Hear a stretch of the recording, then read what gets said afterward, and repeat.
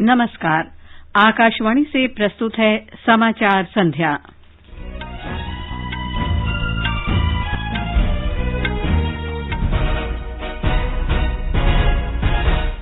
प्रधानमंत्री नरेंद्र मोदी ने कहा, देश के 27 शहरों में 1000 किलोमीटर लंबी मेट्रो लाइन का निर्माण कार्य चल रहा है। उन्होंने अहमदाबाद मेट्रो रेल परियोजना के दूसरे चरण और सूरत मेट्रो परियोजना की आधारशिला रखी। सरकार ने राज्यों और केंद्र शासित प्रदेशों के लिए जीएसटी क्षतिपूर्ति के वास्ते 6000 करोड़ रुपए की 12वीं साप्ताहिक किस्त जारी की। भारत से कुशल श्रमिकों के जापान जाने को बढ़ावा देने के लिए दोनों देशों ने एक समझौता ज्ञापन पर हस्ताक्षर किए। चीन में फंसा भारतीय पोत एमवी जग आनंद 23 भारतीय चालक दल को लेकर जापान पहुंचा। चालक दल का पहला जत्था आज रात स्वदेश के लिए रवाना होगा। और ऑस्ट्रेलिया ने ब्रिस्बेन क्रिकेट टेस्ट मैच में भारत को 328 रन का लक्ष्य दिया। भारत ने चौथे दिन बिना विकेट खोए 4 रन बनाए।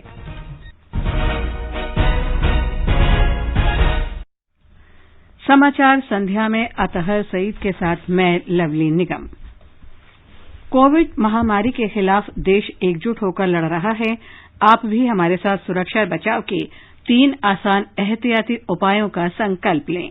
मास्क पहनें, 2 गज दूरी है जरूरी, सुरक्षित दूरी बनाए रखें, हाथ और मुंह साफ रखें। और अब समाचार विस्तार से। प्रधानमंत्री नरेंद्र मोदी ने आज अहमदाबाद मेट्रो रेल परियोजना के दूसरे चरण और सूरत मेट्रो रेल परियोजना की वीडियो कॉन्फ्रेंसिंग के माध्यम से आधारशिला रखी। उन्होंने कहा कि देश के 2 प्रमुख आर्थिक केंद्रों सूरत और अहमदाबाद को उत्तरायण के ठीक बाद 17,000 करोड़ रुपए का उपहार मिला है। देश के 2 बड़े व्यापारिक केंद्रों अहमदाबाद और सूरत में मेट्रो इन शहरों में कनेक्टिविटी को और मजबूत करने का काम करेगी। आज 17,000 करोड़ रुपए से ज्यादा के इंफ्रास्ट्रक्चर का काम शुरू हो रहा है। 17,000 करोड़ रुपए ये दिखाता है कि कोरोना के इस काल में भी नए इंफ्रास्ट्रक्चर के निर्माण को लेकर देश के प्रयास लगातार बढ़ रहे हैं। श्री मोदी ने कहा कि इन 2 मेट्रो परियोजनाओं की सबसे बड़ी विशेषता ये है कि इन्हें जनता की भविष्य की आवश्यकताओं को ध्यान में रखकर बनाया गया है। अब आज से अहमदाबाद मेट्रो के दूसरे चरण पर काम शुरू हो रहा है। इसका लाभ शहर के लाखों लोगों को होगा। अहमदाबाद के बाद सूरत गुजरात का दूसरा बड़ा शहर है जो मेट्रो जैसे आधुनिक पब्लिक ट्रांसपोर्ट सिस्टम से जुड़ेगा। सूरत में मेट्रो नेटवर्क तो एक प्रकार से पूरे शहर के महत्वपूर्ण व्यापारिक केंद्रों को आपस में कनेक्ट करेगा। मेट्रो के इन प्रोजेक्ट की सबसे बड़ी खासियत ये है कि ये आने वाले वर्षों की जरूरतों का आकलन करते हुए भी बनाए जा रहे हैं। यानी जो आज इन्वेस्टमेंट हो रहा है उससे हमारे शहरों को आने वाले कई सालों तक बेहतर सुविधाएं मिलेगी। श्री मोदी ने कहा कि पिछली सरकारों और वर्तमान सरकार के कामकाज के तौर तरीकों के बीच अंतर ये भी है कि वर्तमान सरकार देश भर में मेट्रो रेल नेटवर्क का विस्तार कर रही है। श्री मोदी ने बताया कि इस समय देश के 27 शहरों में 1000 किलोमीटर लंबी मेट्रो लाइन का निर्माण कार्य चल रहा है। पहले की सरकारों की जो अप्रोच थी, हमारी सरकार कैसे काम कर रही है, इसका बेहतरीन उदाहरण क्या फर्क था, ये बहुत भली भांति देश में मेट्रो नेटवर्क का विस्तार से पता चलता है। 2014 से पहले के 10-12 साल में सिर्फ 225 किलोमीटर मेट्रो लाइन ऑपरेशनल हुई थी। वहीं बीते 6 साल में 450 किलोमीटर से ज्यादा मेट्रो नेटवर्क चालू हो चुका है। इस समय देश के 27 शहरों में 1000 किलोमीटर से ज्यादा के नए मेट्रो नेटवर्क पर काम चल रहा है। प्रधानमंत्री ने कहा कि उनकी सरकार मेट्रो परियोजनाओं पर समन्वित परिवहन प्रणाली दृष्टिकोण से अमल कर रही है और इनके विकास में परिवहन के अन्य साधनों के साथ तालमेल का भी ध्यान रखा गया है। एक समय था जब हमारे देश में मेट्रो के निर्माण को लेकर कोई आधुनिक सोच नहीं थी, देश की कोई मेट्रो पॉलिसी भी नहीं थी। नतीजा ये हुआ कि अलग अलग शहरों में अलग अलग तरह की मेट्रो अलग अलग तकनीक और व्यवस्था वाली मेट्रो बनने लगी। दूसरी दिक्कत ये थी कि शहर के बाकी ट्रांसपोर्ट सिस्टम का मेट्रो के साथ कोई तालमेल ही नहीं था। आज हम शहरों के ट्रांसपोर्टेशन को एक इंटीग्रेटेड सिस्टम के तौर पर विकसित कर रहे हैं, यानी बस, मेट्रो, रेल सब अपने अपने हिसाब से नहीं दौड़े, बल्कि एक सामूहिक व्यवस्था के तौर पर काम करें, एक दूसरे को पूरक बने। सूरत और अहमदाबाद में हो रहे तेज आर्थिक विकास का उल्लेख करते हुए प्रधानमंत्री ने इन दो शहरों को आत्मनिर्भर भारत का शक्ति केंद्र बताया। बीते कुछ दिनों में ही देश भर में हजारों करोड़ रुपए के इंफ्रास्ट्रक्चर प्रोजेक्ट का या तो लोकार्पण किया गया है या फिर नए प्रोजेक्ट्स पर काम शुरू हुआ है। साथियों, अहमदाबाद और सूरत दोनों गुजरात की और भारत की आत्मनिर्भरता को सशक्त करने वाले शहर हैं। मुझे याद है जब अहमदाबाद में मेट्रो की शुरुआत हुई थी तो वो कितना अद्भुत पल था। लोग छत पे, ढाबे पर खड़े थे। लोगों को चेहरों पर जो खुशी थी वो शायद ही कोई भूल पाएगा। मैं ये भी देख रहा हूं कि अहमदाबाद के सपनों ने, यहां की पहचान ने कैसे खुद को मेट्रो से जोड़ लिया है। प्रधानमंत्री ने कहा कि सूरत शहर इस समय सबसे तेजी से विकसित हो रहा दुनिया का चौथा शहर है, जो एक भारत श्रेष्ठ भारत का उत्कृष्ट उदाहरण है। शहर को भीड़भाड़ से मुक्त करने के लिए बेहतर ट्रैफिक मैनेजमेंट से लेकर अनेक दूसरे कदम उठाए। आज सूरत में करीब 1 दर्जन सीवेज ट्रीटमेंट प्लांट्स हैं। सीवेज ट्रीटमेंट से ही सूरत को आज करीब 100 करोड़ रुपए की आय प्राप्त हो रही है। बीते सालों में सूरत में बेहतरीन आधुनिक अस्पतालों का निर्माण किया गया। इन सभी प्रयासों से सूरत में ईज ऑफ लिविंग बेहतर हुई। आज हम देखते हैं कि सूरत एक भारत श्रेष्ठ भारत का कितना बेहतर उदाहरण है। श्री मोदी ने कहा कि अहमदाबाद भारत का पहला धरोहर शहर है। इसे भी Sabarmati river front, Kankaria lake front और बीआरटीएस जैसी विकास परियोजनाएं मिली हैं। उन्होंने कहा कि अहमदाबाद और सूरत जैसे शहरी आर्थिक केंद्रों के बुलेट ट्रेन परियोजना के माध्यम से देश की वाणिज्यिक राजधानी मुंबई से जुड़ जाने से इन शहरों के विकास को और भी बढ़ावा मिलेगा।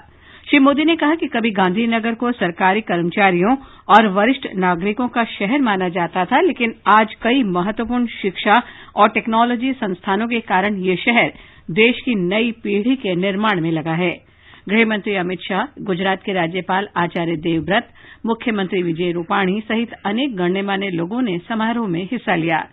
श्री शाह ने कहा कि आज का दिन अहमदाबाद और सूरत के लोगों के लिए ऐतिहासिक दिन है। उन्होंने कहा कि इन शहरों में मेट्रो परियोजनाओं से पर्यावरण में सुधार होगा। हमारे संवाददाता ने खबर दी है कि सूरत और अहमदाबाद की मेट्रो परियोजनाओं से दोनों शहरों को पर्यावरण के अनुकूल तेज रफ्तार जन परिवहन प्रणाली उपलब्ध होगी।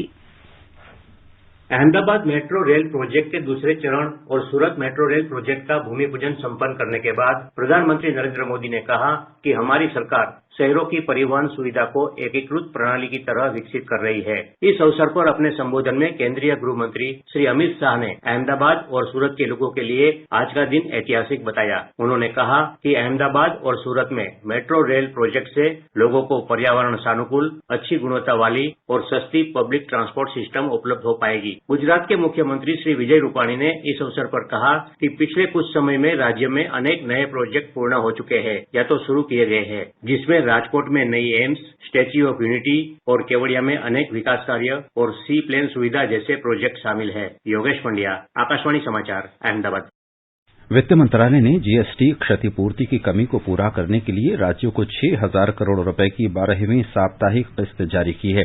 इसमें से 23 राज्यों को 5,516 करोड़ रुपए से अधिक की राशि जारी की गई है, जबकि 3 केंद्र शासित प्रदेशों दिल्ली, जम्मू कश्मीर और पुदुचेरी के लिए 483 करोड़ 40 लाख रुपए की राशि जारी की गई है। बाकी 5 राज्यों अरुणाचल प्रदेश, मणिपुर, मिजोरम, नागालैंड और सिक्किम में जीएसटी को लागू करने के कारण राजस्व में कोई अंतर नहीं आया है। वित्त मंत्रालय ने कहा है कि 65,582 करोड़ रुपए से अधिक की राशि राज्यों को जारी की गई है और 6,417 करोड़ से अधिक की राशि विधानसभा वाले केंद्र शासित प्रदेशों को जारी की गई है। इसके साथ ही अनुमानित जीएसटी क्षतिपूर्ति की 65% राशि जारी की जा चुकी है।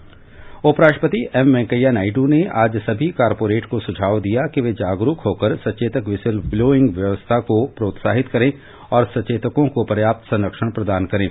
Institute of company secretaries of India के दीक्षांत समारोह में उपराष्ट्रपति ने जोर देकर कहा कि कारपोरेट शासन के सभी मामलों में पारदर्शिता और जवाबदेही सुनिश्चित करना जरूरी है ताकि सभी साझेदारों का विश्वास बढ़ाया जा सके। सार्वजनिक धन की रक्षा करने की आवश्यकता पर बल देते हुए श्री नायडू ने कहा कि किसी भी प्रकार की अनियमितता को कम करने के लिए व्यवस्था विश्वसनीय और सरल होनी चाहिए। उपराष्ट्रपति ने युवा कंपनी सचिवों से आग्रह किया कि वे कारपोरेट शासन में नैतिकता और जवाबदेही सुनिश्चित करें। श्री नायडू ने आने वाले महीनों में अर्थव्यवस्था में तेजी की उम्मीद जताते हुए कारपोरेट से आग्रह किया कि वे अर्थव्यवस्था को फिर से मजबूत करने के काम में तत्पर रहें।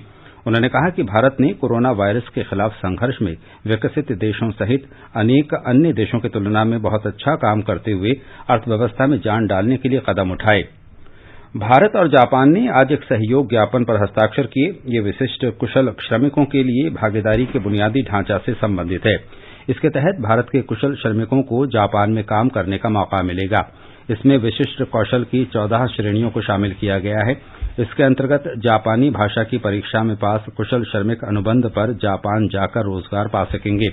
इसमें नर्सिंग देखभाल, भवन की सफाई, सामग्री प्रसंस्करण, औद्योगिक मशीनरी विनिर्माण, बिजली और इलेक्ट्रॉनिक निर्माण, जहाज निर्माण और जहाज से संबंधित उद्योग, ऑटोमोबाइल रखरखाव, विमानन, आवास, कृषि, मत्स्य पालन, खाद्य और पेय पदार्थ निर्माण तथा खाद्य उद्योग शामिल हैं।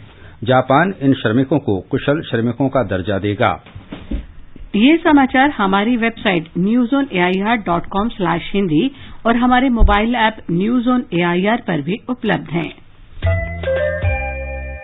चलो मिलकर एक शुरुआत करें, चलो एक फैसला आज करें, मास्क नहीं तो टोकेंगे, कोरोना को रोकेंगे, चलो एक इरादा करते हैं, चलो खुद से वादा करते हैं, मास्क नहीं तो टोकेंगे, कोरोना को रोकेंगे। ये आकाशवाणी है। आगे बढ़ने से पहले मुख्य समाचारों पर एक नजर। प्रधानमंत्री नरेंद्र मोदी ने कहा, देश के 27 शहरों में 1000 किलोमीटर लंबी मेट्रो लाइन का निर्माण कार्य चल रहा है। उन्होंने अहमदाबाद मेट्रो रेल परियोजना के दूसरे चरण और सूरत मेट्रो परियोजना की आधारशिला रखी। सरकार ने राज्यों और केंद्र शासित प्रदेशों के लिए जीएसटी क्षतिपूर्ति के वास्ते 6000 करोड़ रुपए की 12वीं साप्ताहिक किस्त जारी की। भारत से कुशल श्रमिकों के जापान जाने को बढ़ावा देने के लिए दोनों देशों ने एक समझौता ज्ञापन पर हस्ताक्षर किए। चीन में फंसा भारतीय पोत एमवी जग आनंद 23 भारतीय चालक दल को लेकर जापान पहुंचा। चालक दल का पहला जत्था आज रात स्वदेश के लिए रवाना होगा। और ऑस्ट्रेलिया ने ब्रिस्बेन क्रिकेट टेस्ट मैच में भारत को 328 रन का लक्ष्य दिया। भारत ने चौथे दिन बिना विकेट खोए 4 रन बनाए। स्वास्थ्य मंत्री डॉक्टर हर्षवर्धन ने आज विश्व स्वास्थ्य संगठन के कार्यकारी बोर्ड के 148वें सत्र की अध्यक्षता की। उन्होंने कहा कि कई देशों में कोविड-19 के टीके सफलतापूर्वक बनाए जा रहे हैं। उन्होंने कहा कि वर्ष 2020 विज्ञान वर्ष के रूप में मनाया गया और अब वर्ष 2021 वैश्विक एकजुटता और अस्तित्व का वर्ष होगा। उन्होंने कहा कि इस वर्ष हम वैज्ञानिक जानकारी और सर्वोत्तम परंपराओं का पालन करते हुए महामारी को रोकने, इसे कम करने और पराजित करने के लिए अंतर्राष्ट्रीय सहयोग कर रहे हैं। स्वास्थ्य मंत्री ने कहा कि कोविड टीकों की सफलताएं आशा जगाने वाली हैं और हमें कोविड टीकों का उचित और समान वितरण सुनिश्चित करना होगा। राष्ट्रव्यापी कोविड टीकाकरण अभियान शुरू होने के बाद विभिन्न देशों के नेताओं से बधाई संदेश मिल रहे हैं। शनिवार को प्रधानमंत्री नरेंद्र मोदी ने विश्व के सबसे बड़े टीकाकरण अभियान की शुरुआत की थी। श्रीलंका के प्रधानमंत्री महिंदा राजपक्से और मालदीव के राष्ट्रपति इब्राहिम मोहम्मद सालेह ने कोविड टीकाकरण अभियान शुरू होने पर प्रधानमंत्री मोदी और भारत सरकार को बधाई दी है। ब्रिटेन के प्रधानमंत्री बोरिस जॉनसन ने कोरोना वायरस वैक्सीन के उत्पादन में भारत के प्रयासों की सराहना करते हुए कहा कि भारत पहले से ही विश्व के 50% से अधिक टीकों की आपूर्ति करता है। ब्रिटेन और भारत ने महामारी के दौरान मिलकर काम किया है। भूटान के प्रधानमंत्री लोते शेरिंग और नेपाल के विदेश मंत्री प्रदीप कुमार ग्यावली ने भी टीकाकरण अभियान की ऐतिहासिक शुरुआत के लिए प्रधानमंत्री और देशवासियों को बधाई दी है। स्वास्थ्य मंत्रालय ने आज कहा कि 25 राज्यों और केंद्र शासित प्रदेशों में कोविड-19 टीकाकरण के कुल 7,704 सत्र आयोजित किए गए हैं। टीकाकरण के तीसरे दिन आज 1,48,266 लोगों को टीका लगाया गया।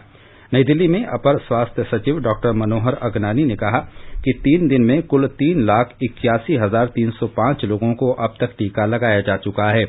डॉक्टर अगनानी ने यह भी बताया कि इन 3 दिनों में कुल 580 एडवर्स इवेंट फॉलोइंग इम्यूनाइजेशन यानी AEFI बताए गए हैं। इनमें से 7 को अस्पताल में भर्ती कराना पड़ा।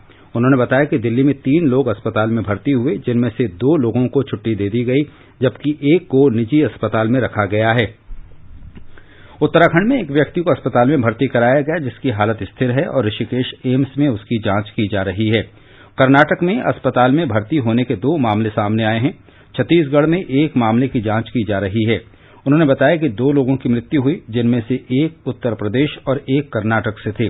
पोस्टमार्टम रिपोर्ट के अनुसार उत्तर प्रदेश के निवासी की मौत टीकाकरण से नहीं हुई है। उन्होंने कहा कि दूसरे व्यक्ति की मृत्यु का कारण जानने के लिए पोस्टमार्टम रिपोर्ट का इंतजार है।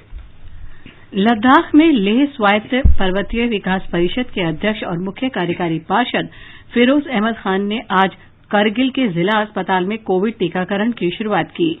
मुख्य चिकित्सा अधिकारी डॉक्टर मुनव्वर हुसैन वजीर ने पहला टीका लगवाया। फिरोज खान ने करगिल के लिए आज के दिन को ऐतिहासिक बताया। श्री खान ने कहा कि सभी को स्वयं टीके लगवाने चाहिए और इस बारे में किसी भी अफवाह से बचना चाहिए। जाने माने हृदय रोग विशेषज्ञ नारायण हेल्थ सिटी के अध्यक्ष डॉक्टर देवी प्रसाद शेट्टी ने कहा है कि यदि देश की आधी आबादी का टीकाकरण हो जाता है तो हम कोविड वैश्विक महामारी के विरुद्ध आधी लड़ाई जीत लेंगे। वे आज टीकाकरण के बाद बेंगलुरु शहर में बातचीत कर रहे थे। उन्होंने कहा कि जिन लोगों का टीकाकरण हो गया है वे लोग वायरस पर विजय के लिए विक्ट्री का चिन्ह दिखाएं। I would like to first of all thank the Indian government for making this vaccine available to everyone in such a record period of time. COVID has not gone. It can come back. It can come back with vengeance. And if it ever comes back, God forbid, it is too late for all of us to protect ourselves. God has given us a window of opportunity. Please vaccinate yourself. देश में Covid से स्वस्थ होने वालों की दर बेहतर होकर 96.59% हो गई है। अब तक 1,02,11,000 से अधिक लोग ठीक हो चुके हैं। संक्रमण से प्रतिदिन ग्रस्त होने वालों की संख्या भी लगातार 15,000 से नीचे बनी हुई है। पिछले 24 घंटों में 13,788 नए मरीज सामने आए और इस दौरान 14,400 लोग स्वस्थ हुए। ठीक होने वालों की संख्या मौजूदा मरीजों का 50 गुना से भी अधिक है। स्वास्थ्य मंत्रालय ने बताया है कि देश भर में चिकित्सा सुविधाओं को बढ़ाने, केंद्र सरकार द्वारा जारी दिशा निर्देशों का राज्यों और केंद्र शासित प्रदेशों द्वारा कड़ाई से पालन कराने, चिकित्सकों, चिकित्सा से जुड़े अन्य कर्मचारियों और अग्रिम पंक्ति के कार्यकर्ताओं द्वारा की गई निस्वार्थ सेवा के कारण देश में कोविड से स्वस्थ होने वालों की दर लगातार बेहतर हो गई है। देश में मौतों की संख्या में भी काफी कमी आई है और ये अब 1.44% रह गई है। पिछले 24 घंटों में संक्रमण से 145 लोगों की मौत हुई है। पिछले 24 घंटों में देश में 5,48,000 से अधिक कोविड जांच की गई। अब तक 18 करोड़ 70 लाख से अधिक जांच की जा चुकी है। केंद्र सरकार और भारतीय आयुर्विज्ञान अनुसंधान परिषद ने देश में कोविड जांच की क्षमता को लगातार बढ़ाया है और अब ये प्रतिदिन 15 लाख जांच के स्तर पर पहुंच गई है।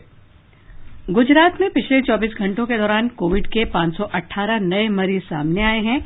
राज्य के स्वास्थ्य विभाग के अनुसार स्वस्थ होने की दर में सुधार हुआ है और ये 95.79% हो गई है। एक रिपोर्ट। गुजरात में कोविड-19 संक्रमण के अब तक 2,55,872 मामले सामने आ चुके हैं, जिसमें से 2,45,107 मरीज ठीक हो चुके हैं। कल 704 मरीजों के ठीक होने के साथ अस्पतालों से छुट्टी दी गई। संक्रमण के सबसे अधिक 99 नए मामले कल अहमदाबाद में दर्ज हुए, जबकि सूरत में 86 नए मामले सामने आए। राज्य में इस वक्त 6,400 सक्रिय मामले हैं, जिसमें से 56 मरीजों को वेंटिलेटर पर रखा गया है। योगेश पंड्या, आकाशवाणी समाचार, अहमदाबाद। राजस्थान सरकार ने राज्य के 13 जिला मुख्यालयों में रात का कर्फ्यू हटा लिया है। कोविड से अत्यधिक प्रभावित 8 शहरों में 21 नवंबर से रात का कर्फ्यू लगाया गया था, जिसे बाद में 13 और शहरों में लागू कर दिया गया था। एक रिपोर्ट।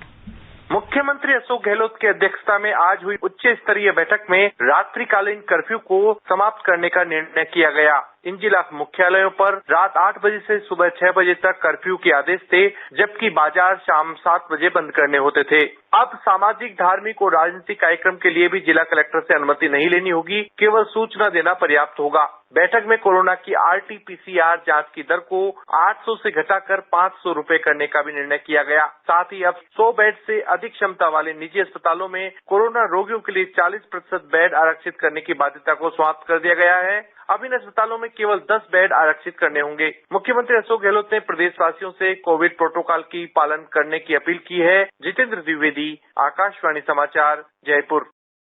महाराष्ट्र सरकार ने कोविड दिशा निर्देशों का कड़ाई से पालन करते हुए सभी ग्राम पंचायतों में ग्राम सभाओं को बुलाने की मंजूरी दे दी है। ग्रामीण विकास मंत्री हसन मुशर्रफ ने बताया कि महाराष्ट्र ग्राम पंचायत अधिनियम के अनुसार एक वित्त वर्ष में ग्राम सभाओं की कम से कम 4 बैठकें आयोजित करनी अनिवार्य हैं।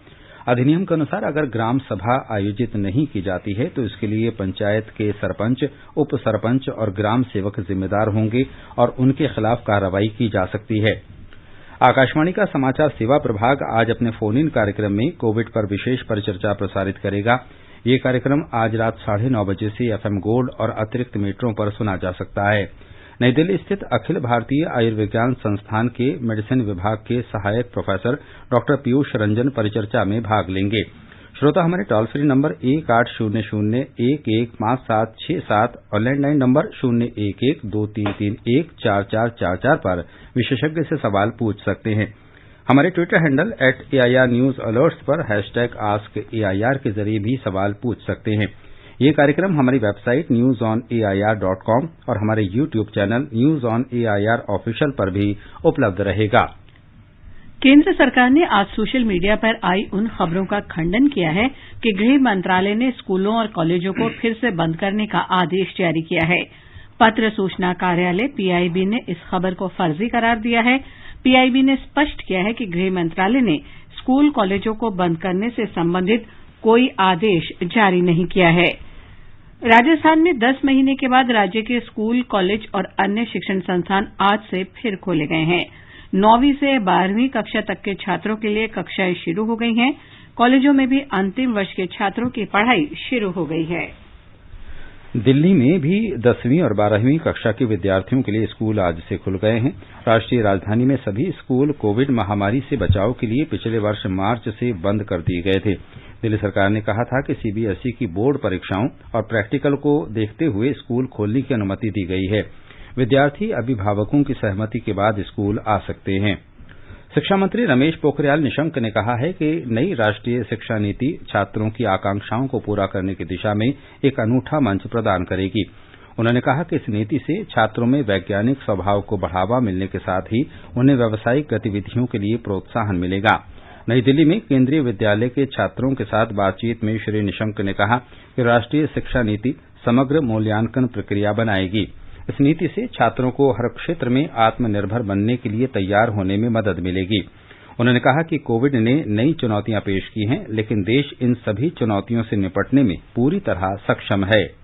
जिन जिन लोगों ने सुरक्षा का अनुशासनबद्ध तरीके से किया, उन राज्यों में अच्छा काम हुआ है। और ऐसा नहीं है, हमने दुनिया की सबसे इसी कोरोना काल में दुनिया की सबसे बड़ी परीक्षा नीट करवाई है। कोरोना काल की दुनिया की सबसे बड़ी परीक्षा ऑनलाइन परीक्षा नहीं, ऑफलाइन परीक्षा करके, और एक भी खराब उदाहरण नहीं आया। ये हमारी ताकत है, हम दुनिया की सबसे बड़ी परीक्षा इसी काल में करते हैं।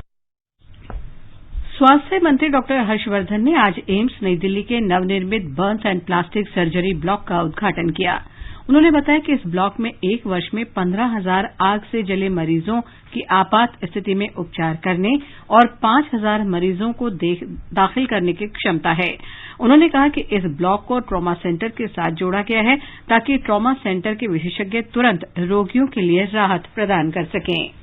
एक और सुनहरा अध्याय एम्स के डेवलपमेंट के चैप्टर्स में ऐड हो गया है। बर्न्स एंड प्लास्टिक सर्जरी का एक exclusive state of the art department, एक एक्सक्लूसिव 8 मंजिला ब्लॉक जहां सब प्रकार की बर्न्स और प्लास्टिक सर्जरी से जुड़ी हुई सुविधाएं उपलब्ध हैं। सड़क परिवहन और राजमार्ग मंत्री नितिन गडकरी ने कहा है कि इस वर्ष मार्च के अंत तक प्रतिदिन 40 किलोमीटर सड़क बनाने का लक्ष्य हासिल कर लिया जाएगा। उन्होंने बताया कि सरकार प्रतिदिन 30 किलोमीटर सड़क बनाने का लक्ष्य हासिल कर चुकी है।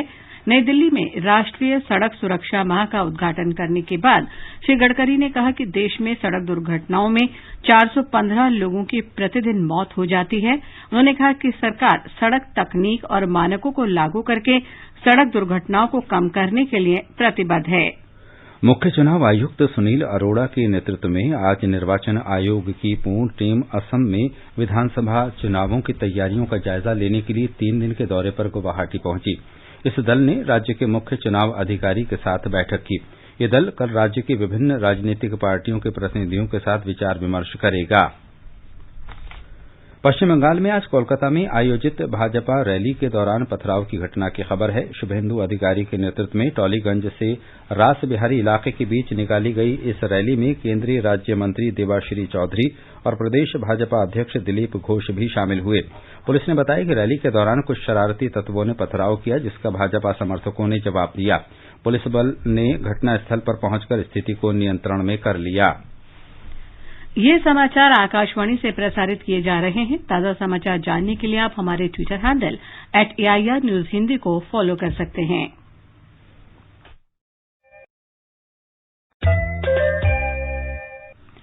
भारतीय पोत MV जग आनंद 23 सदस्यीय चालक दल की अदला बदली के लिए आज जापान पहुंच गया है। ये दल पिछले साल जून से ही चीन के जिंगतांग बंदरगाह में फंसा हुआ था। चालक दल के सभी 23 सदस्य अगले 36 घंटों में विमान से भारत लौट आएंगे। पोत के मालिक ने प्रसार भारती समाचार को बताया कि दल के करीब 1 दर्जन सदस्य आज रात स्वदेश रवाना हो जाएंगे, जबकि अन्य सदस्यों के कल तक लौटने की संभावना है।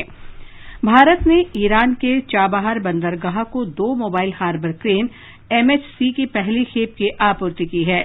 समझौते के तहत 6 MHC की आपूर्ति के लिए $2.5 करोड़ से अधिक का अनुबंध किया गया था। बंदरगाह, जहाजरानी और जलमार्ग मंत्री मनसुख मंडाविया ने कहा कि चाबहार बंदरगाह एक महत्वपूर्ण रणनीतिक बंदरगाह है। बंबई शेयर बाजार का संवेदी सूचकांक आज 470 अंक गिरकर 48,564 पर बंद हुआ। नेशनल स्टॉक एक्सचेंज का निफ्टी भी 152 अंक के नुकसान से 14,281 पर आ गया। ब्रिस्बेन में ऑस्ट्रेलिया ने चौथे और अंतिम क्रिकेट टेस्ट मैच में भारत को 328 रन का लक्ष्य दिया है। जवाब में आज चौथे दिन भारत ने दूसरी पारी में बिना कोई विकेट खोए 4 रन बना लिए हैं। रोहित शर्मा 4 और शुभमन गिल बिना खाता खोले क्रीज में हैं। इससे पहले ऑस्ट्रेलिया की टीम दूसरी पारी में 294 रन बनाकर आउट हुई। स्टीवन स्मिथ ने सबसे अधिक 55 रन बनाए। मोहम्मद सिराज ने 5 और शार्दुल ठाकुर ने 4 विकेट लिए। 4 मैचों की श्रृंखला 1-1 की बराबरी पर है। रक्षा अनुसंधान और विकास संगठन DRDO ने केंद्रीय रिजर्व पुलिस बल को आज मोटर बाइक एम्बुलेंस रक्षिता सौंपी। CRPF के महानिदेशक डॉक्टर AP माहेश्वरी ने इस अवसर पर 21 रक्षिता बाइक को रवाना किया। बाइक एम्बुलेंस भारतीय सुरक्षा बलों और आपात समय में स्वास्थ्य देखभाल के समक्ष आने वाली समस्याओं के समय सहायता करेगी। रक्षा सचिव अजय कुमार ने आज इंडिया गेट पर राष्ट्रीय कैडेट कोर NCC द्वारा आयोजित स्वच्छता पखवाड़े का उद्घाटन किया। इसका विषय है स्वच्छ भारत, हरित भारत, ये है मेरा स्वप्न भारत। डॉक्टर कुमार ने कहा कि NCC दुनिया का सबसे बड़ा वर्दीधारी युवा संगठन है और राष्ट्र निर्माण के लिए इसने बहुत योगदान दिया है। इससे एक भारत श्रेष्ठ भारत को बल मिला है। और अंत में मुख्य समाचार एक बार फिर। प्रधानमंत्री नरेंद्र मोदी ने कहा कि देश के 27 शहरों में 1000 किलोमीटर लंबी मेट्रो लाइन का निर्माण कार्य चल रहा है। उन्होंने अहमदाबाद मेट्रो रेल परियोजना के दूसरे चरण और सूरत मेट्रो परियोजना की आधारशिला रखी। सरकार ने राज्यों और केंद्र शासित प्रदेशों के लिए जीएसटी क्षतिपूर्ति के वास्ते 6,000 करोड़ रुपए की 12वीं साप्ताहिक किस्त जारी की। भारत से कुशल श्रमिकों के जापान जाने को बढ़ावा देने के लिए दोनों देशों ने एक समझौता ज्ञापन पर हस्ताक्षर किया। चीन में फंसा भारतीय पोत एमवी जग आनंद 23 भारतीय चालक दल को लेकर जापान पहुंचा। चालक दल का पहला जत्था आज रात स्वदेश के लिए रवाना होगा। और ऑस्ट्रेलिया ने ब्रिस्बेन क्रिकेट टेस्ट मैच में भारत को 328 रन का लक्ष्य दिया। भारत ने चौथे दिन बिना विकेट खोए 4 रन बनाए। इसके साथ ही समाचार संध्या का ये अंक समाप्त हुआ। नमस्कार।